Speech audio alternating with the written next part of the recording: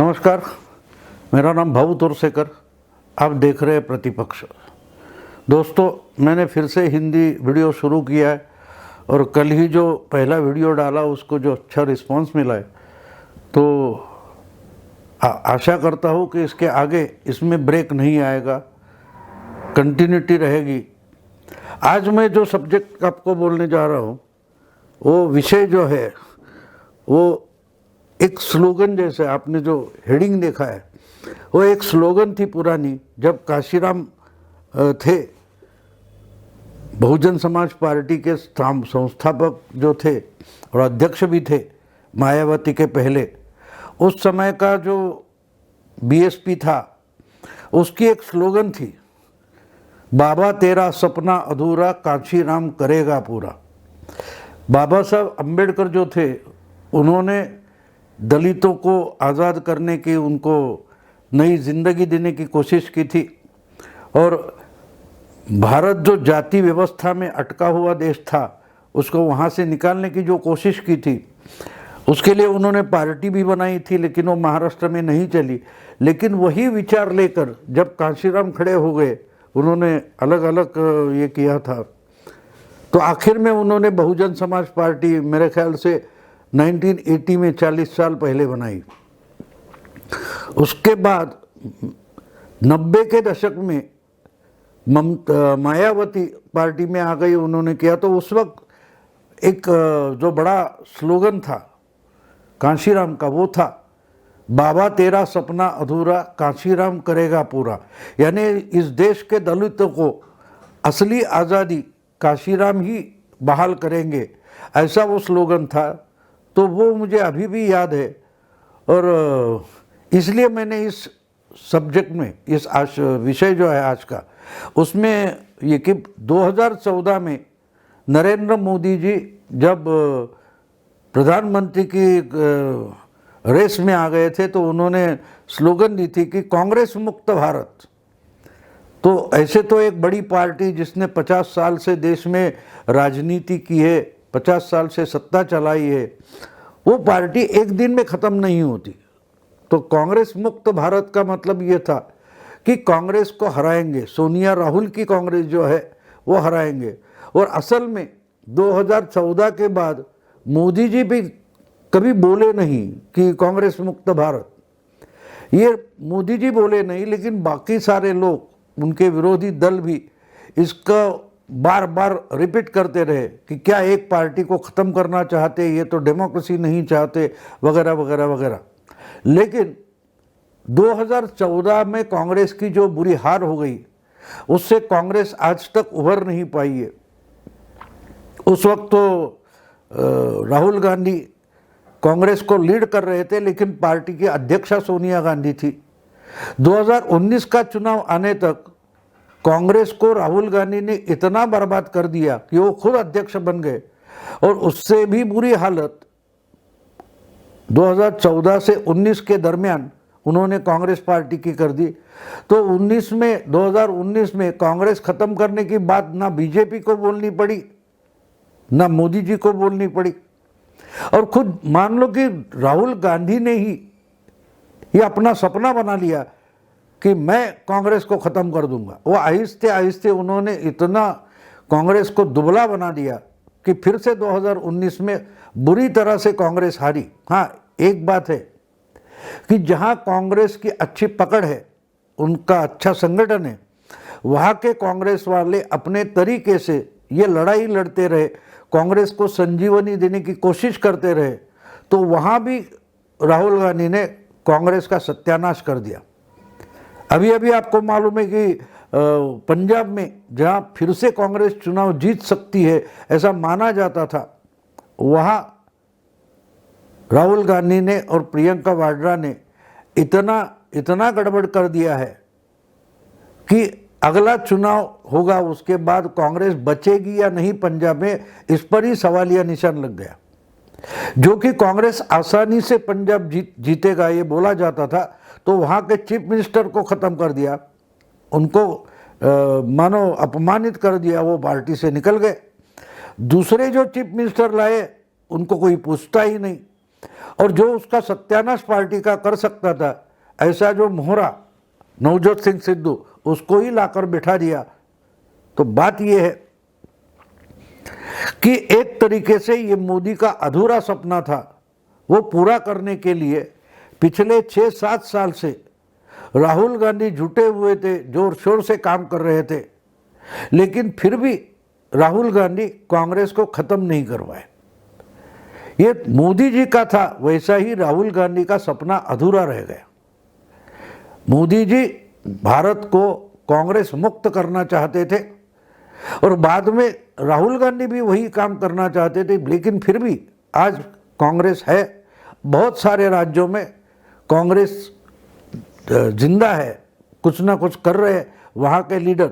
तो वो सब चलाने वाले जो लोग थे, सोनिया गांधी के ज़माने में 10 साल कांग्रेस केंद्र में सत्ता हासिल करके सरकार बना रही थी, इसके लिए जिन्होंने अपना दिमाग और अपनी ताकत लगाई थी, उनको ही राहुल गांधी ने पिछले 2-3 साल में पूरा नामोहरम कर दिया, नामशेष कर दिया, ख़त्म कर दिया।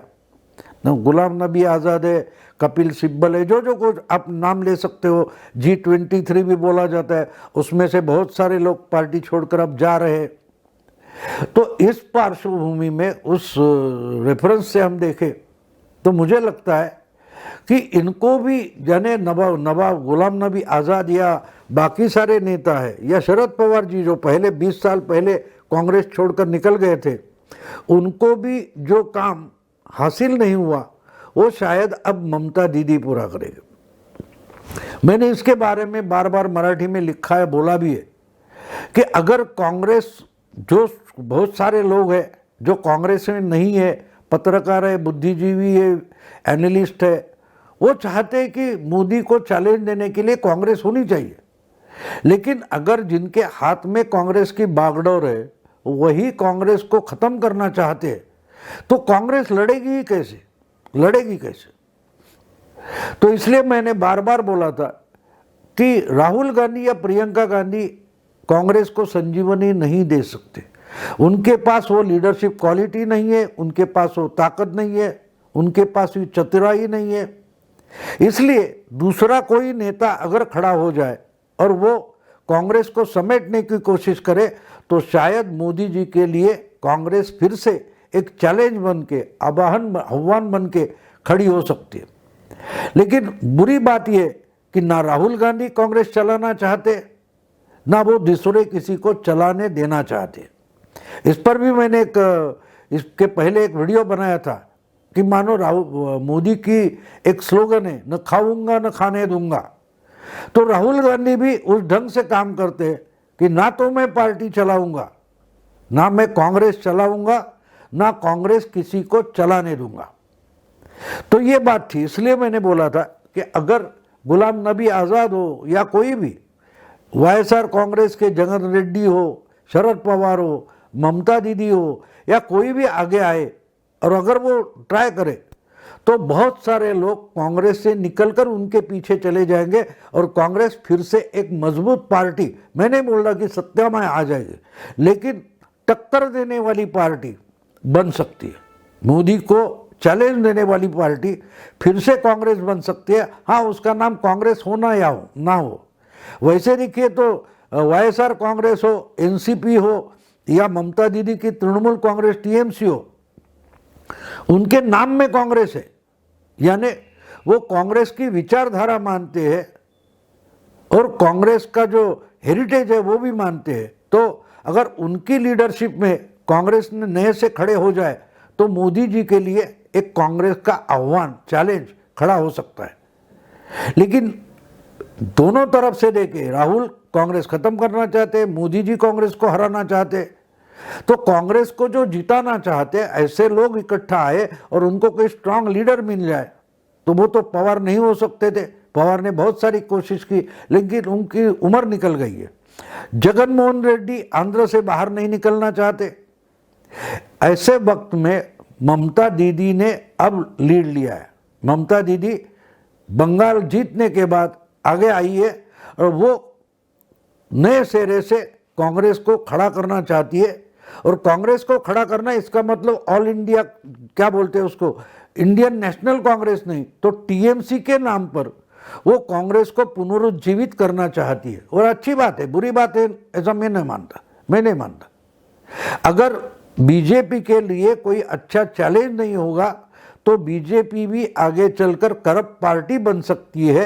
इसलिए बीजेपी को कोई अच्छा चैलेंज, स्ट्रॉन्ग चैलेंज होना चाहिए, डर होना चाहिए। जो सत्ता में रहते उनको डर होना चाहिए कि हमारी सत्ता कोई हथियाना चाहता है, ग्रैब करना चाहता है।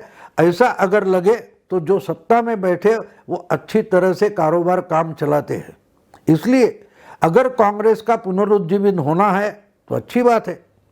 और ममता दीदी ये करेगी, ये तो मैंने उसके पहले प्रेडिक्ट किया था। अगर ममता दीदी बंगाल का चुनाव जीत गई 2021 में, तो वो सोनिया गांधी, राहुल गांधी, प्रियंका गांधी को चैलेंज करके खड़ी होगी। और आपको याद होगा कि जब चुनाव हो रहा था तब मेरा ये ख्याल है, मुझे पक्की जानकारी नहीं है, लेकिन मेरा ये ख्याल है कि प्रशांत किशोर उनको गाइड कर रहे थे और प्रशांत किशोर ने राहुल गांधी को ये समझाया था कि अगर आपको ममता को रोकना है तो ममता को बंगाल में रोको। अगर ममता फिर से मेजॉरिटी लाकर बंगाल में चीफ मिनिस्टर बन गई, वो दिल्ली में चैलेंज बनकर नहीं आएगी। और शायद राहुल गांधी ने उनकी सलाह मान ली और कांग्रेस को बंगाल में हारने दिया। बंगाल का चुनाव जो हुआ, आपको याद होगा, वो वैसे तो तिरंगी था। एक जगह बीजेपी थी जो ममता दीदी को चैलेंज करके खड़ी हो गई थी, दूसरी जगह ममता दीदी थी, और तीसरी जो पार्टी थी वो लेफ्ट फ्रंट और कांग्रेस, इन्होंने अपनी एक गठबंधन बनाया था। लेकिन राहुल गांधी ने और कांग्रेस ने बंगाल को पीठ दिखाई, बंगाल से वो निकल कर आए और बंगाल में लड़ाई हुई ही नहीं। इसलिए लेफ्ट फ्रंट और कांग्रेस बिल्कुल उनका सफाया हो गया और बंगाल का चुनाव दो तरफा हो गया, या तो बीजेपी या तो ममता दीदी। और बहुत भारी बहुमत से, यानी 2016 में जिस आंकड़ों से ममता दीदी जीत गई थी, उसी आंकड़ों से ममता दीदी फिर चुनकर आई। और दूसरी नंबर पर जो लेफ्ट फ्रंट और कांग्रेस थी, उनका तो पूरा सफाया हो गया और उनका पूरा का पूरा स्पेस था वो बीजेपी ने ले लिया।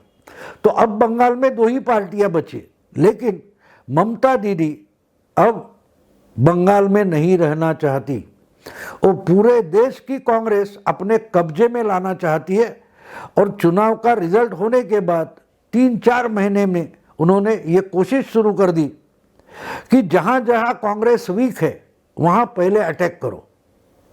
तो उन्होंने गोवा, त्रिपुरा, असम ऐसे राज्य चुने जहां की उन्होंने जो फ्रस्ट्रेटेड, वैफल्यग्रस्त कांग्रेस है, निराश कांग्रेस जन है, उनको साथ लेना शुरू कर दिया। और आपको याद होगा कि गोवा के भूतपूर्व चीफ मिनिस्टर थे लुइजियाना फलेरो, उनको पार्टी में ले लिया गया टीएमसी में। उसके लिए बंगाल के कुछ लीडर और प्रशांत किशोर एक हफ्ते गोवा में आकर उन्होंने मुक्काम किया था। उसके बाद त्रिपुरा में ममता दीदी का भांजा गया था। अब मैं सुन रहा हूँ कि और बहुत सारे मणिपुर या और कहीं अरुणाचल वगैरह जो है, मेघालय, वहाँ के बहुत सारे कांग्रेस वाले राहुल प्रियंका से नाराज होकर, फ्रस्ट्रेटेड होकर, वैफल्यग्रस्त होकर टीएमसी में चले जा रहे। तो टीएमसी ही भविष्य की कांग्रेस बन रही है। तो सपना किसका था? कांग्रेस मुक्त भारत, ये आइडिया नरेंद्र मोदी की थी, लेकिन उनको सत्ता मिलने के बाद उन्होंने उस पर ज़्यादा काम नहीं किया।